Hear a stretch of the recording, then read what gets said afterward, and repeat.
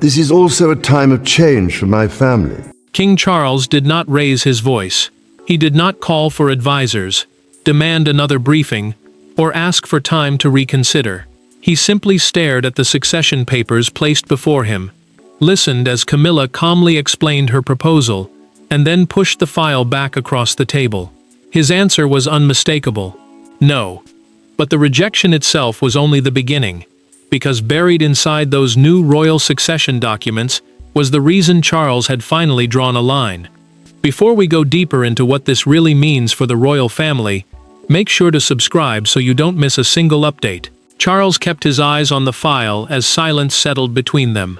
The new royal succession documents, a formal framework setting out future household authority, private access, advisory roles, and family responsibilities for the next reign, had arrived for review. They mattered because William would inherit not only the crown, but every expectation built around it. One unchecked promise now could become a burden the future king never chose. Camilla leaned forward and tried again. She told the king he had misunderstood her. She was not asking to command William or build a second center of power. Her proposal was simple: preserve her formal advisory influence and allow private access to succession briefings after the prince became sovereign. Succession briefings were confidential meetings used to prepare the next monarch for responsibilities, crises, and changes in royal control. To her, continuity meant protection. To Charles, it sounded like inherited influence. The Queen watched his expression harden. She reminded him of years beside him, difficult family decisions, and private storms they had faced together. Yet Charles felt the divide opening inside him. The woman across the table was his wife, but the papers belonged to the future of the crown. He could comfort her as a husband, or protect William's freedom as a monarch. In that moment, he knew he could not do both as she wanted.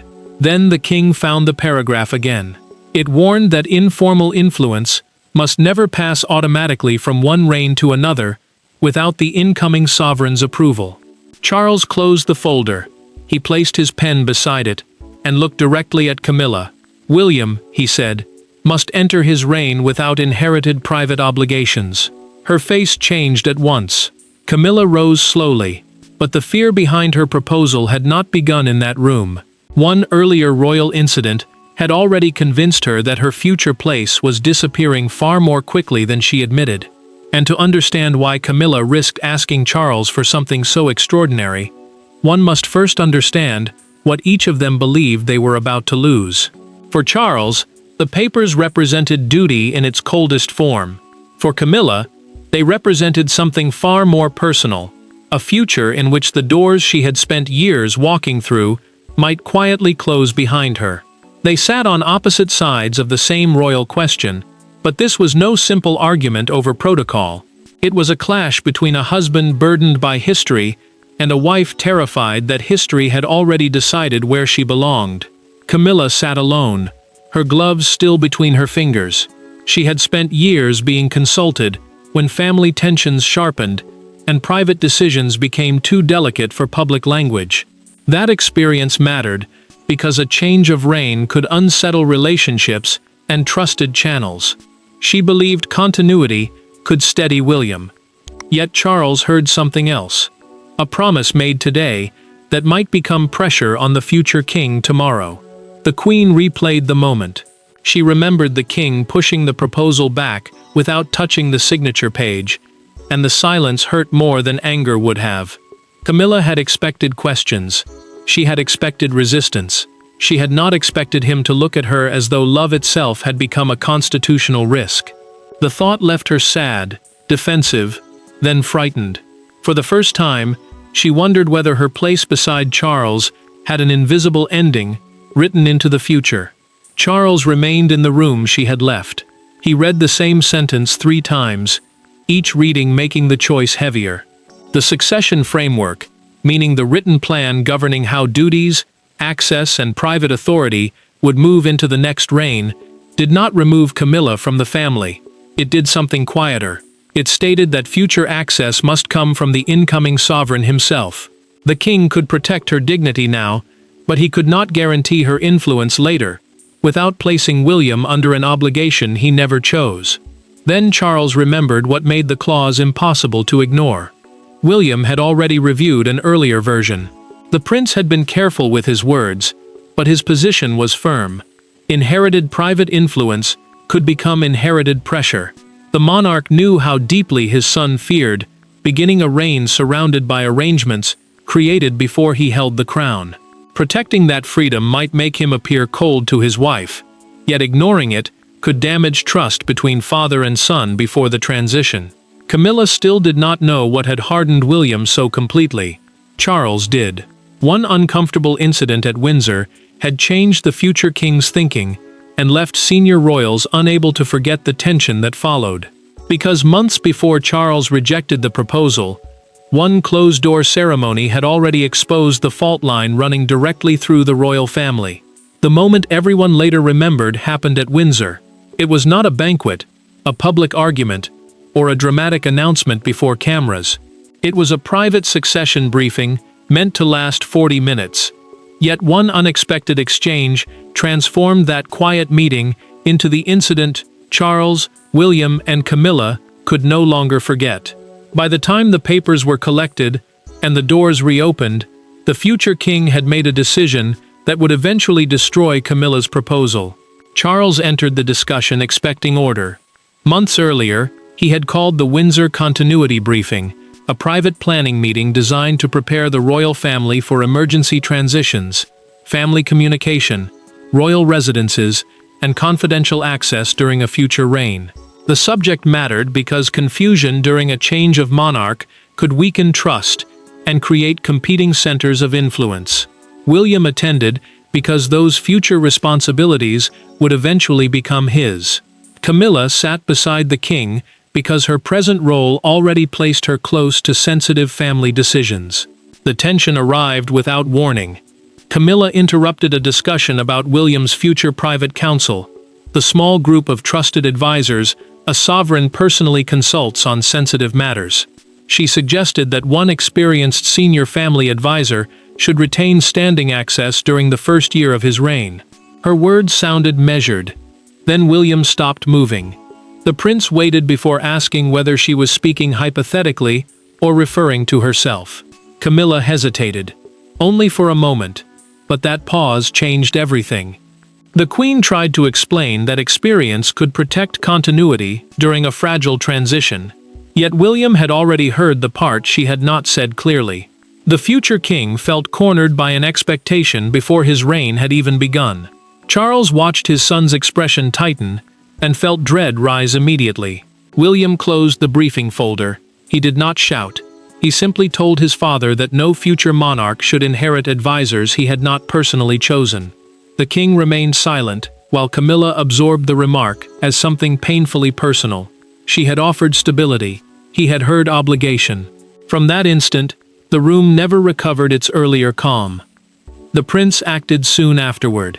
In a private written framework sent directly to Charles, he demanded clearly defined roles for living royals and minors, written reasons for formal restrictions, sovereign oversight, and no automatic transfer of private influence. Camilla never forgot his words. Her later proposal was an attempt to secure continuity before that framework became final. So when Camilla finally returned to Charles with her proposal, they were not discussing paperwork anymore. They were reopening the wound Windsor had left behind. Camilla returned before the documents were finalized. This time, there were no secretaries moving through the room and no aides waiting beside the door. She wanted Charles alone. What followed was not a formal royal consultation, but a confrontation between two people who understood each other's weaknesses too well. And when the queen asked one final time for his support, the king's reply cut deeper than any public rejection ever could. "I cannot give you William's reign." Camilla placed a narrower proposal before him. She was no longer asking for lasting authority. She wanted limited consultation access during a fixed transitional period, the brief stage when one reign ends and the next monarch takes full control.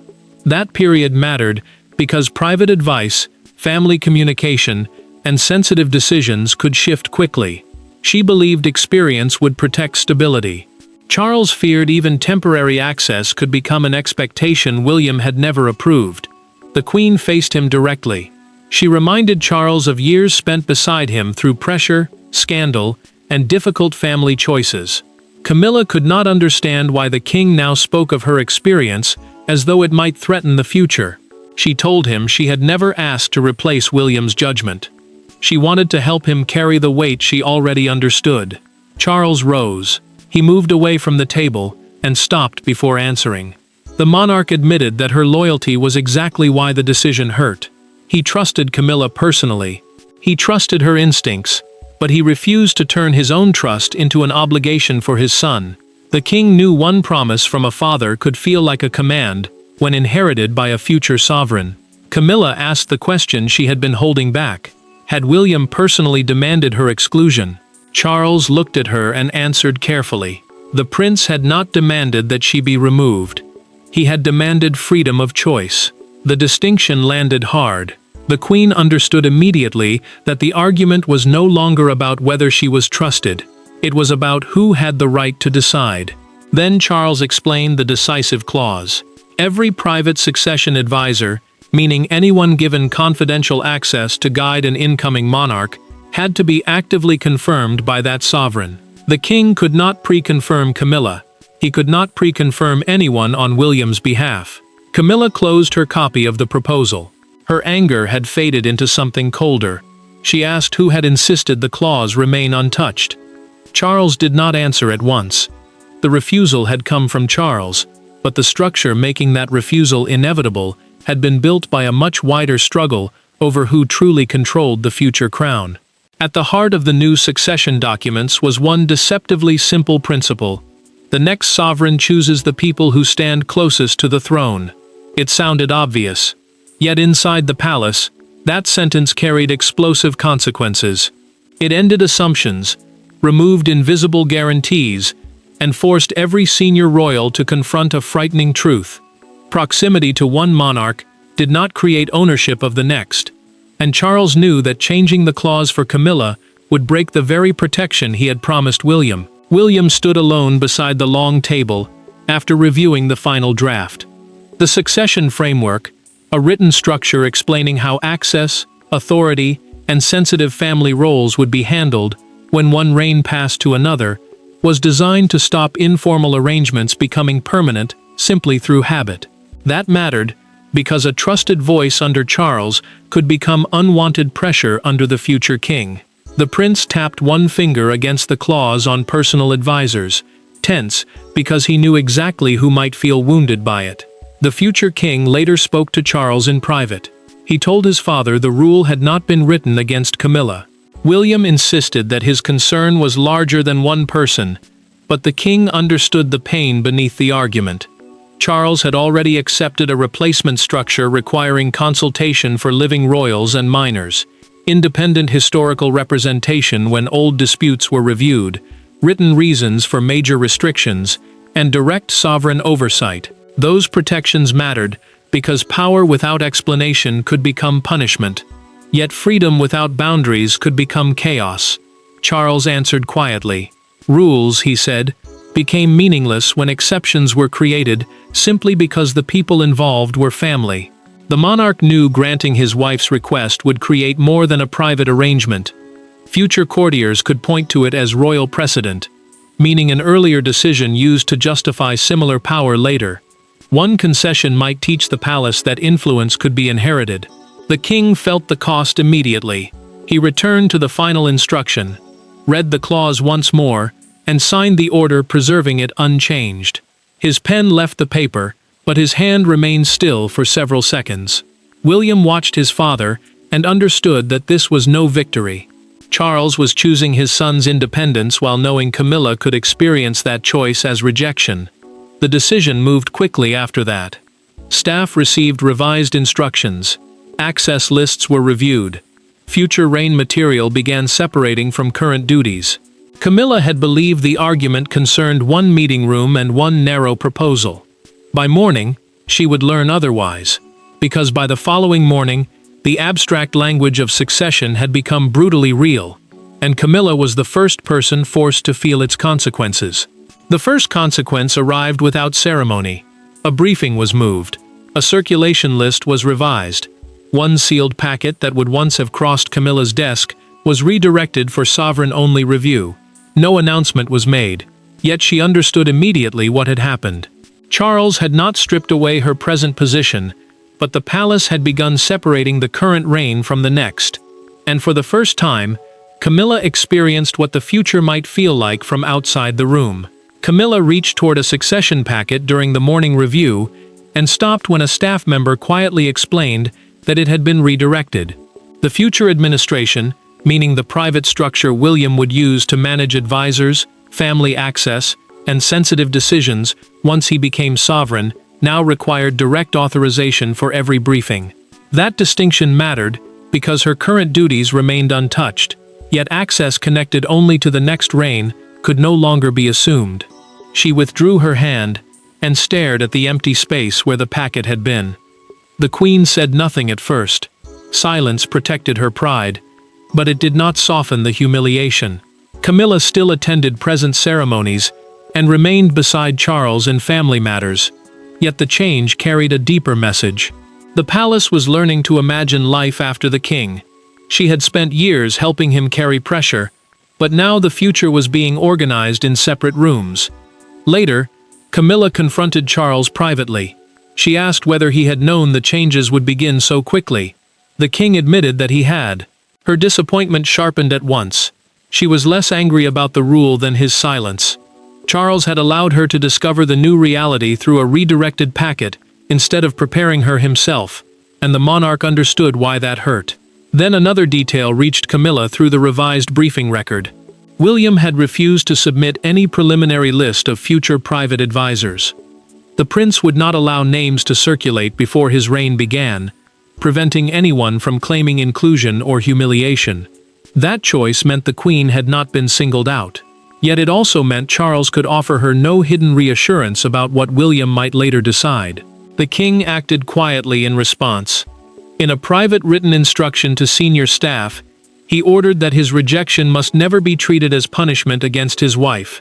Charles insisted that her dignity remain protected even as the boundary stayed firm. But emotional distance had already opened between them. Camilla believed that distance might harden permanently. Then Charles came to her alone, and just when Camilla believed the decision had reduced her to a problem the palace wanted managed, Charles came to her without papers, officials, or a crown between them. Charles found Camilla alone. There were no succession files in his hands this time, no private secretary hovering nearby, and no formal language to hide behind. He sat opposite her as a husband rather than a sovereign, and admitted something he had refused to say during their confrontation. He had not rejected her proposal because he wanted her erased from the future. He had rejected it because he feared history would blame her for holding influence she had never been free to refuse. Camilla listened without interrupting. The palace procedures, meaning the official steps used to control access, documents, and future royal authority, had turned a constitutional decision into a deeply personal wound. That mattered, because rules could be explained on paper, but humiliation was felt in silence. She told Charles she had never wanted to control William. She had feared that after the king, years of loyalty and sacrifice would be reduced to a closed door and a revised access list. The Queen finally said what she had avoided before. She had stood beside Charles when acceptance was uncertain and pressure followed them everywhere. Now, the thought of disappearing from future conversations felt like being told those years carried no lasting value. Camilla did not ask him to reverse history. She asked whether he understood why the rejection had felt like history was rejecting her. Charles lowered his voice. He admitted his own fear was just as personal.